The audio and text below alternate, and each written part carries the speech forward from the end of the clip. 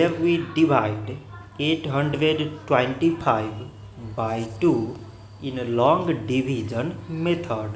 So 2 times 4 is 8. On subtracting we get 0. So now we put down these 2 and 2 times 1 is 2. On subtracting we get 0.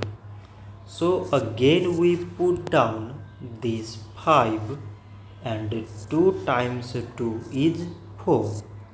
On subtracting we get 1.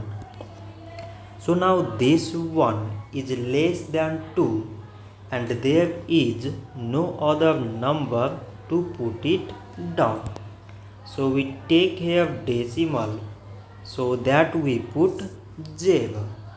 So it is 10 and 2 times 5 is 10. On subtracting we get 0.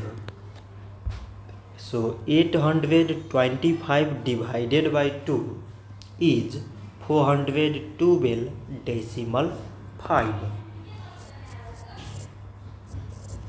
So this much for today and thanks for watching.